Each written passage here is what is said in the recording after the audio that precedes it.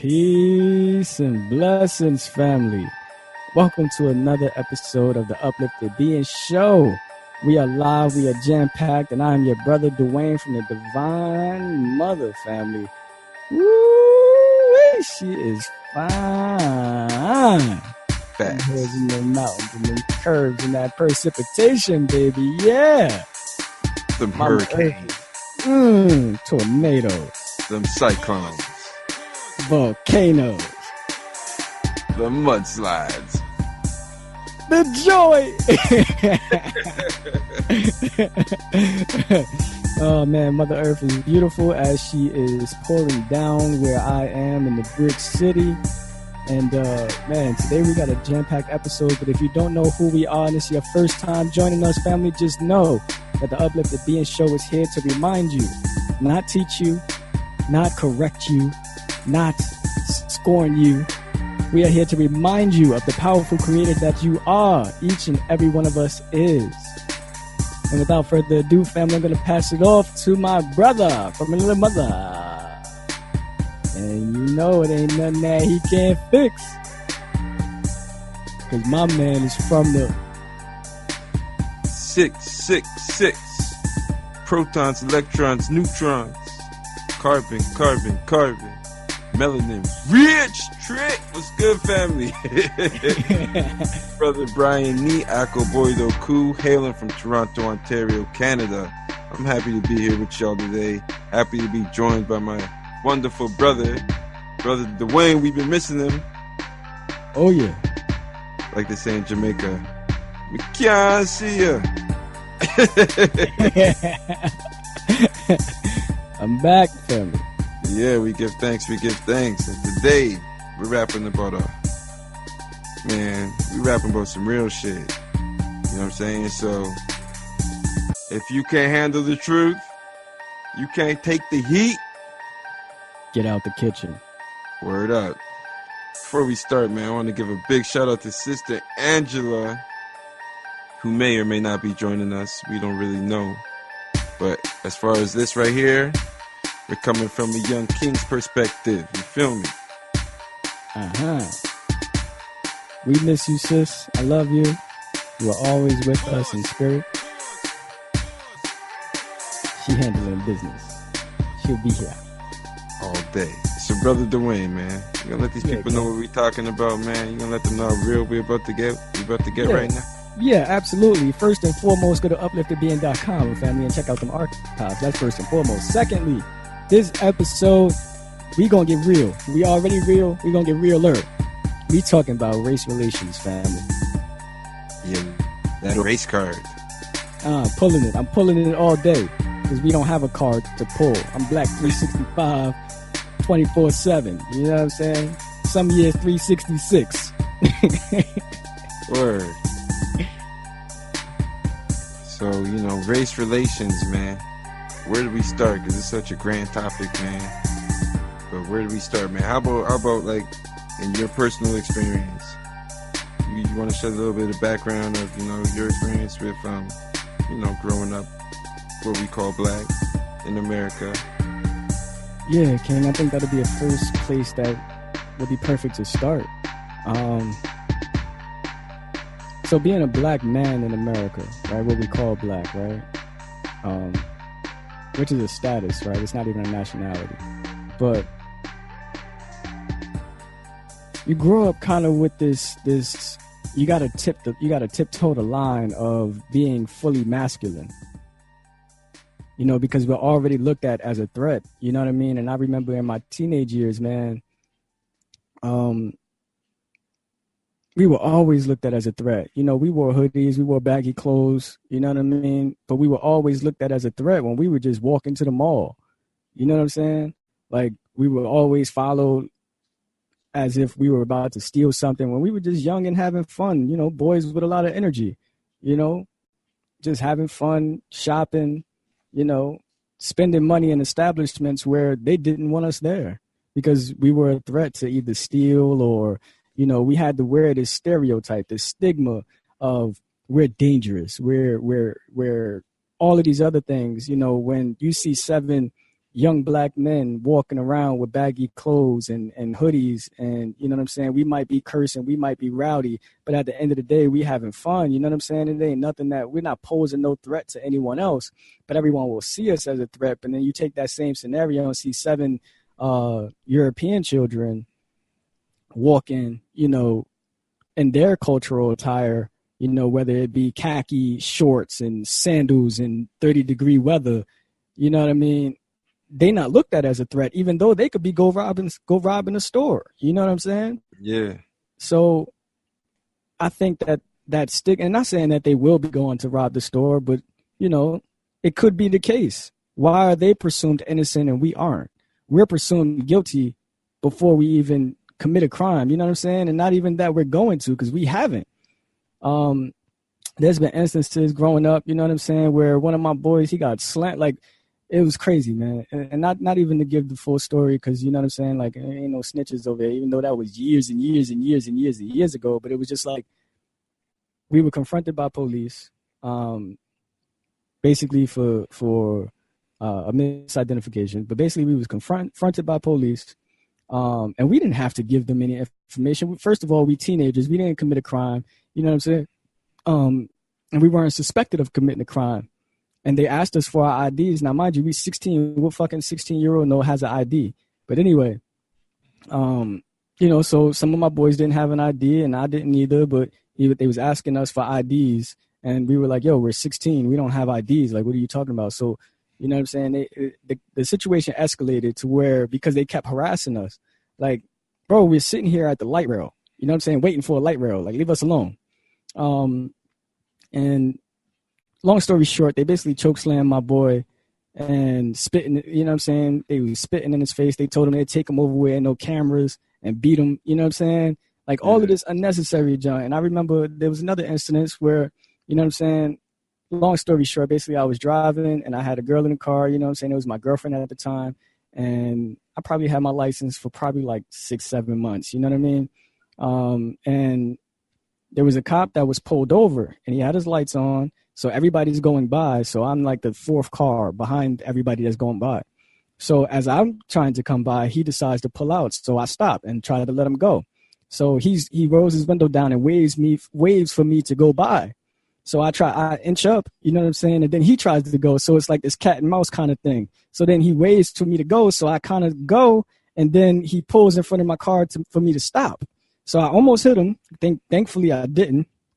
He hops out the car, runs over to my car, opens the door, reaches over, grabs the keys out, and he put the car in park. He grabbed the keys out and then walked the fuck off.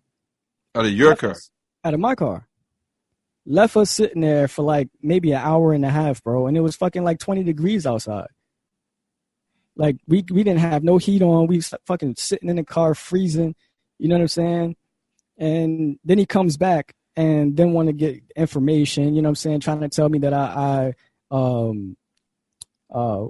obstructed emergency vehicle, all of this other shit, bro. And if it wasn't for my father being a correctional officer and like being in that arena, bro, I would have got slammed with so many false tickets, bro. Like, points on my license, all because. And then when we got to, you know, when my father talked to the cop, or, you know, talked to the cop, he tried to make up so many lies, bro. So many lies, like that he was gonna bring the cord and this, that, and the third.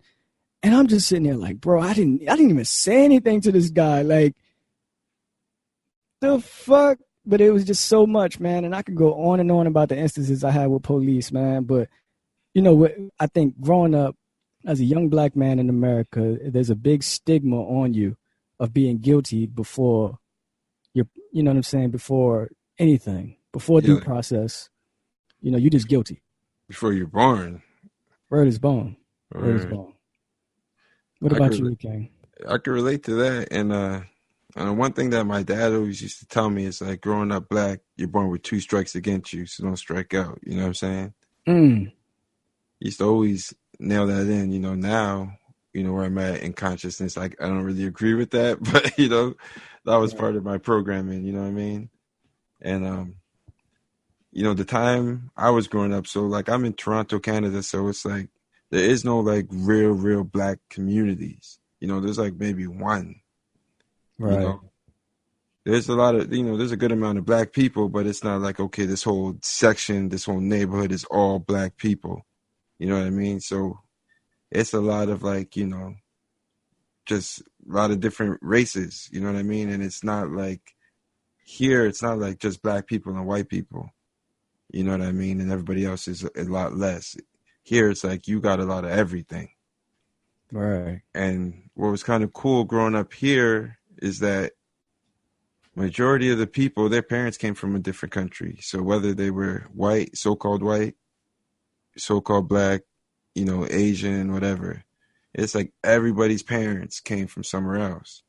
So, Mm. some of my European friends, one was like Yugoslavian, the former Yugoslavia then became Macedonia, Right. everybody was from somewhere else, you know. So most of the black friends of mine, so-called black friends of mine, were from the Caribbean islands, you know, like their Mm. parents, so where it's like everybody was just born in Canada, but all of our parents migrated basically. Right. So the racist culture, it wasn't so heavy, but racism still exists. It was still very prevalent. And I remember growing up in a neighborhood where it was a good amount of black people, and I never experienced racism until my parents separated and I moved to a section of the city where I guess I don't know, but it was just different. And I came to school and hear these European children, these white children talking trash. So I used to get down. I used to get down. I was scrapping. You know what I Right. mean? And I'd have some Indian friends and Chinese friends who didn't look like they could really protect themselves, so I fight for them too. You Right. know, because I wasn't really having none of that. But I mean, I've experienced racism on so many different levels, and it's like now coming into this consciousness, it's like I think I have a more of an understanding why racism exists. Tell us why, King. I mean, in my perspective, shit, man. The black man is God, brother. You feel me? You feel me? You know about the black empress, the queens. You know what we are. You know what I'm saying? But it's like it's all about control and it's about power. And the ill thing is, white people. That's a new invention. Mm. It's a new invention. When these Europeans started colonizing the planet, there was no such thing as white people. Mm. There was Spanish. You know, Spaniard. yeah. If you go into biblical times, there was Greeks and Romans probably, and nothing else. But Mm. at the time of colonization, there was the British. There's French. You know, there's Dutch. Mm-hmm. Like you said, there's nationalities, but there was nothing called a white person, right? But Mm-hmm. it's all programming because it's all a mind game. And the thing is, you know, they had to create a white race when before there was no white race, right? Mm. Some of our elders would tell us there's only one race, and that's the human race, you know. Mm. But yeah. So I mean, they had to create that because basically Europeans are on the verge of genetic annihilation, man. Mm. Like that pale skin. It's not meant. I don't think it's meant to be here forever. Just to be honest, because let's keep it real. Who's scared of global warming? I know I'm not. Right. You know what I mean? But then can you have some people that say black people burn too? Yeah, black people do burn, but shit, regenerate real quick. I'm not. You know what I'm saying? Right. We don't burn up and shrivel up and die under the sun. Right. We don't turn well like it doesn't burn us to the point of giving us skin cancer Yeah, on a higher, scale, on a majority scale.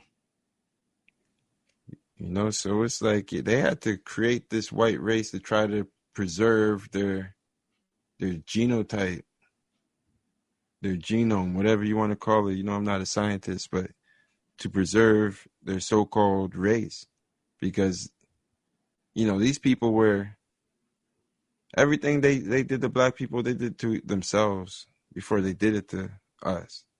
Mm. They were mad grimy with each other. Viking history. Yeah, I mean they tried to slave themselves and everything, but they just struck gold when they found us and said, yo, we can exploit these people. Mm-hmm. When they found they can exploit us, it's like, yo, these people don't shrivel up under the sun. They're strong as shit. Like, they know who we are. Mm-hmm. A lot of these people, they studied our ancient sciences Mm. in schools of thought. I'm Mm-hmm. talking about the people who control the masses. And that's another thing. It's like with this whole race paradigms and racism, it's like, I mean, this thing was created to make, poor white people think that they're better than somebody so they can kind of, group up, man. They, what I'm saying? It's like, Word you is know what it that? is, man. You know what it is, man. It's just a big joke. It's a big joke. It's a big joke, man. And I don't really take offense to it anymore. There was a time when if a white person called me a nigger or some shit like that, I spaz out, man. My hands on a lot of white people. I remember I kicked this dude right off the streetcar for talking that racist shit. He was about to come off the back of the streetcar, and I might have been like 15, 16. As soon as the streetcar stopped, before the doors open, I just booted him in his back right out that bitch. Word. And as soon as I went to, put the hands on him, he started begging and shit. Right. Like, Right. Playing victim. yeah, I mean, there was a time where it's like, you're going to be held accountable for whatever comes out of your mouth. Right. You know what I mean? So you talk that slick racist shit, man, just get ready. But I don't know, man. These days, it's like, I don't know. It's a different day and age, man. Yeah. I don't know, bro. I don't know how I will react in such a setting at today and this type of awareness that I have. I'm not sure, bro. I just don't want to be tested. Yeah. Because what's funny about that, man, is that people say that racism is over, right? And clearly it's not. We see what's going on every day now, right? Mm-hmm. But some are still under the presumption that it is. And, most people say, oh, well, why are you talking all that old stuff? And, that was hundreds of thousands of years ago. And, move on. It's 2019 and third. And it baffles me, man, but I got to laugh at it today, bro, because it's like, y'all don't see that it's only Europeans that are really attacking us. Well, you know what I mean? To a certain degree, I'm saying, all right, so let me put it into some context. You see how in Kang's story, you said, you know what I'm saying? When Europeans used to talk that racist shit, you get at them. Right. You know what I'm saying?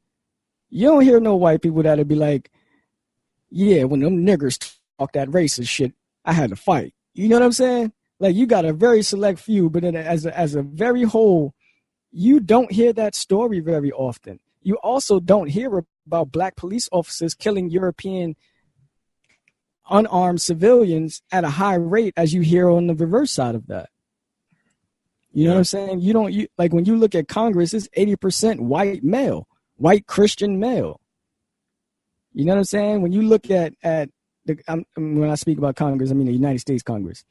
So when you look at all of these institutions, right? These higher up institutions, Walmart, Walgreens, McDonald's, Burger King, any type of corporation that's a large scale corporation that you think about, who owns it? It's the group of European Americans. You might find some Asians up there nowadays. You know what I'm saying? You might find some Indians or East Indians up there nowadays. You know what I'm saying? But the majority is European American. So you can't tell me that racism doesn't exist. You know what I mean? And even with the word racism, there's no such thing as a race. You know, they say, oh, we all a human race. There's no such thing as a race. We have fucking difference in species. It's just too difficult to say speciesism. Mm. Break it You down, know man. what I Break it mean? down. The Like, species and talk, man. you know what I'm saying? You got Homo sapien, all of that good jazz, Neanderthal. You know what I'm saying? So you got different subsections of human. Mm. So a different species is a tiger cat and freaking bald cat. I don't know the names of cats. Yeah. That's Yeah. a different species. It's still a cat, right? Okay. Yeah. Different race would be a cat and a tiger. You see what I'm saying? So Yeah. if we look up what the word species is, that would apply in more of the context that we are intending it to. So there's no such thing as a race. Let's get that clear. But on the flip side of that, there is a very large thing such as bigotry, such as prejudice. You know what I'm saying? And those things aren't necessarily bad. It's only when you take a violent attack onto it. You know what I mean? And just one thing, King. I know I get kind of like fired up when I talk about this, and I could be all over the place, but I'm gonna try to stay on track. I hate the entitlement and the victimizing or the victim role play that most Europeans do. Like they will antagonize you, they will provoke you, they will poke the bear, and then when the bear attacks, they want to play victim. You know what I'm saying? Like too many instances, like in your case and in my case, you know what I'm saying? We had to scrap when people used to call us nigga and come out of their face being racist. You know what I'm saying? For no apparent reason. Yeah. And then it's like, then we get in trouble. You know what I'm saying? Yeah. And I think that's where that old saying of sticks and where, you know, a lot of elders used to tell us sticks and stones may break my bones, but words will never hurt me. They were just ignorant to the fact that words are the most powerful thing that we have. So, you know what I'm saying? Having that program in our mind that sticks and stones can break my bones, but words will never hurt me. That set us up a lot for just sitting back while they can say whatever they want to say. Because calling them a cracker isn't as powerful as them calling them a nigga, because the word cracker originated because they used to crack that whip on our ass. So calling them a cracker ain't, you know what I'm saying, ain't as powerful as them calling us a degrading thing. Even though that the word nigga can relate to anyone because it's an adjective that means an ignorant person. You know what I'm saying? So a white person could be a nigga, a Chinese could be a nigga, Donald Trump could be a nigga. Hey, You know what I'm Donald saying? Trump is the nigga, man. He That is my the nigga. nigga. You know what I'm saying? So, but it's so pertinent to us to not be called that because it's so painful. It's a very painful word. But King, would you like to speak on why we use that word? Man, I think we use it for a lot of different reasons. Like I said, like growing up in Toronto, Canada, it's a lot different than growing up in like a you know, a urban metropolis in America. You know what I mean? Mm-hmm. So, because I know there, it's like I used to come down to the States a lot when I was younger, and it's like, you know, you hear the little 7, 8 year old children. It's like, hey, my nigga, this, this, motherfucker. Like, you Right. know, we didn't really speak like that, you know. Right, right. But it's like you see how with the language, it's passed on generationally. Like, you know, some like I've seen videos where, you know, people are playing with their children, like, hey, my little nigga and shit, and you know, the child is like two, Yeah. 3, 4 years old. Yeah. You know what I mean? It's like, so like with us, it was like, yo, I just wanted to be down and shit, to be honest, man. You know, my parents are Right. African and shit. You know, hip hop is in my veins since I was born. I've always, you know, fucked with hip hop since, you know, as far as I can remember, you know, from Salt and Pepper, Fat Boys, and everything. So when that became real prevalent in the hip hop culture, I just adopted it. Right.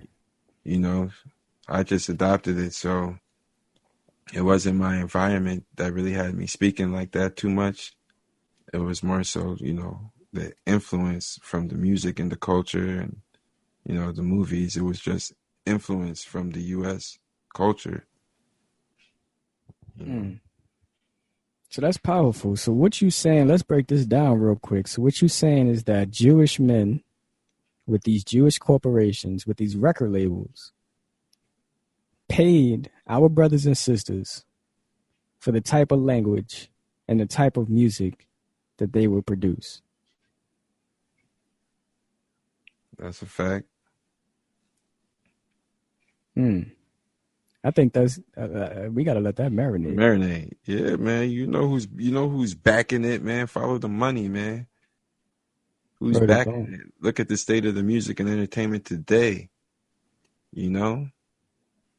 And then who's backing it? Who's financing it? What songs are playing on the radio? Who's pushing it? Mm. What are the images you're seeing? Mm. Everything is by design out here. Right. And the best way to get to, what's going on is like follow the paper trail, man. Follow the money, man. Mm.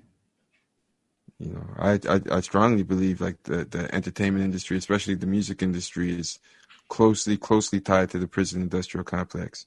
In America, they got so many privatized jails. Right. So of course they're trying to send people to jail. It's legal slavery. Right. And so what's the best way? It's program children from birth, to think that selling dope is the coolest thing in the world.